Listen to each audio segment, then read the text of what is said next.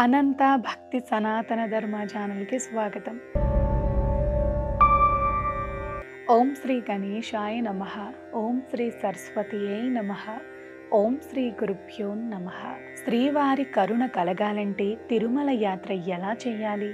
తిరుమల మామూలు క్షేత్రం కాదు. పరమాత్మ స్వయంభూగా వెలసిన క్షేత్రరాజము. అక్కడ ప్రతి చెట్టు, ప్రతి పుట్ట భగవంతుణ్ణి ధ్యానిస్తున్న మహర్షులే అని చెప్పబడుతున్నాయి. ఆ 7 కొండలు సాక్షాత్తు ఆదిశేషుడేనని పురాణాలు వివరిస్తున్నాయి. కనుకని రామానుజుల లాంటి సద్గురువులు అక్కడ ఎలా మెలగాలో ఆచరణాత్మకంగా చూపించారు. అన్నమయ్య లాంటి మహానుభావులు అక్కడ నివాసం కోసం తప్పించి తరించారు. ఇక అటువంటి పవిత్ర తిరుమల యాత్ర ఎలా చెయ్యాలో పెద్దలు చెప్పినది చూద్దాము. కొండనెక్కటం అలిపిరి నుంచి మొదలవుతుంది. చెప్పులతో కొండ ఎక్కరాదు. మొదటిగా స్వామివారు భక్తునకు స్వయంగా తన పాదరక్షల కొలతనివ్వగా ఆ భక్తుడు తయారు చేసిన పాదరక్షలు అక్కడ పూజింపబడుతుంటాయి. ఆ పాదరక్షలను ముందుగా తలపై ఉంచుకొని స్వామివారిని స్మరించుకోవాలి. అక్కడ రాజైనా చక్రవర్తి అయినా సరే వాళ్ళ అహంకారాలు అణిగేలా చెప్పులతో కొట్టబడతారు. దానితో నేనెంతవానిని అంతవానిని అనే అహంకారం అణిగిపోతుంది. ఆ తరువాత బహుకష్ట సాధ్యమైన ఆ కొండనెక్కుతూ ఉంటే అప్పటిలో ఇంత సౌకర్యాలు లేవులేంటి.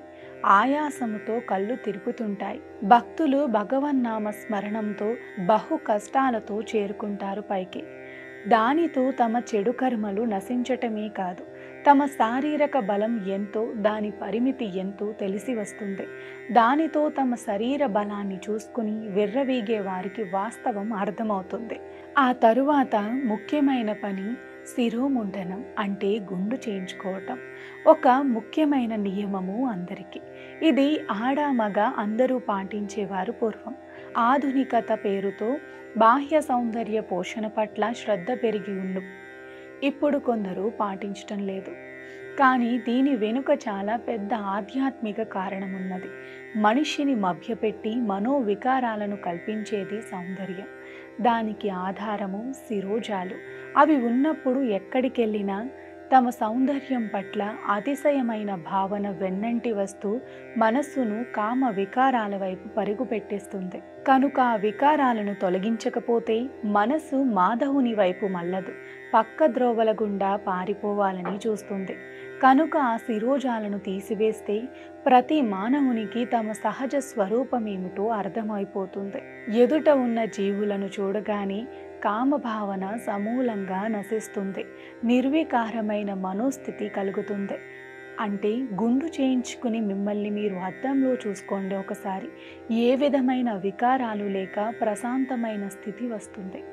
అప్పుడు ఆలయ ప్రవేశం చేస్తుంటే మనసంతా ఆ దివ్య స్వరూపాన్ని చూడాలనే తపన తప్ప మరొకటి తలపుకు రాదు. ఆ స్థితిలో కోటి సూర్యకాంతుల సమప్రభుడు ఏడుకొండల రాయుడు మనకు దర్శనమిస్తాడు. ఆ తన్మయత్వంతో స్వామిని దర్శించినప్పుడు తిరుమల యాత్ర సఫలమవుతుంది. ఆ తరువాత నిలువుదోపిడీ చేసి మనలను ధనవంతులమని అహంకారం నుంచి రక్షించి ప్రపంచంలో ఏ జీవైనా నీ ఒక్కడివే దిక్కు నాకు అనే భావన కలుగజేస్తాడు స్వామి. ఇలా వెళ్ళినప్పుడే స్వామి అనుగ్రహం పరిపూర్ణంగా లభించి మనకు శుభాలు కలుగుతాయి. అఖిలాండ కోటి బ్రహ్మాండ నాయకుడైన స్వామి ముందు తమ తుచ్చమైన పలుకుబడును, ధనాన్ని ప్రదర్శించి చేసే దర్శనము మేలు చేయదు, సరికదా? ఆయన ఆగ్రహానికి గురయ్యేలా చేస్తుందని చెప్పవచ్చు. ఆ పవిత్ర క్షేత్రంలో అడుగుపెట్టిన ప్రతి భక్తుడు స్వామివారి పరివారమే. కనుక మన అతి తెలివితోటి సాటి భక్తులకి ఇబ్బంది కలిగేలా మనం దర్శనాదులను చేయరాదు. భక్తులకు చేసే అపచారాన్ని ఆయన అస్సలు క్షమించడు. అందుకే ఎక్కడెక్కడ మనం ఏం చేసిన తప్పులన్నిటికీ కొండ మీదకు వెళ్ళాక అనేక రూపాలుగా దోపిడిగా మనకు అనుభవానికొచ్చి మనసు విలవిలలాడుతుంటుంది. మీకు తెలుసో లేదో, నిరుపేదలు రోజుల తరబడి ఆ గదులలో స్వామివారి దర్శనానికి వేచి ఉన్నా వారికి శ్రీవారి పట్ల విసుగు కానీ అక్కడ అసౌకర్యాల పట్ల గమనికే ఉండదు. కాస్త స్థితి కలిగాక మనమే గంట సేపన్నా ఆగలేక అల్లాడిపోయి పక్కదారిలో దర్శనమేమన్నా దొరుకుతుందా అని వెతుకుతుంటాం. స్వస్తి. ఓం నమో వెంకటేశాయ. సర్వే జనా సుఖినో భవంతు. లోకా సమస్త సుఖినో భవంతు. గోవులను సేవించండి, గోవులను రక్షించండి. ప్రకృతిని కాపాడటం మన ధర్మం. ప్రకృతిని కాపాడండి, ఒక్క మొక్కైనా నాటండి.